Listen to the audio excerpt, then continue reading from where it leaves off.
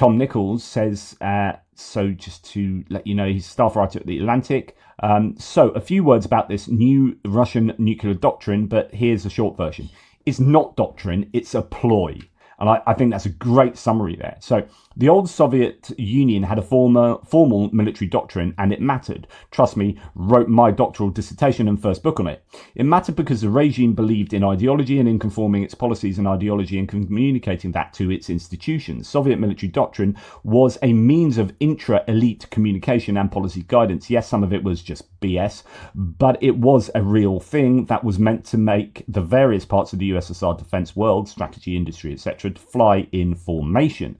Soviet military doctrine was meant to set the limits and contours of debate around national defense and to make sure no one wandered off the ideological reservation. It was not a set of ironclad rules, but a way of setting parameters on national security stuff.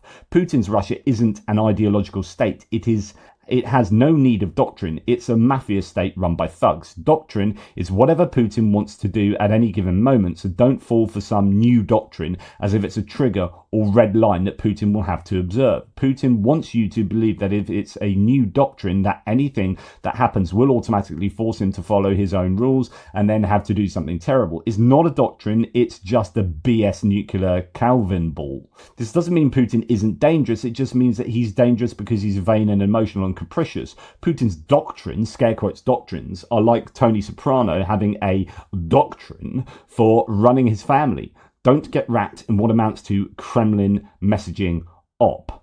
And I think that is a really nice synopsis there.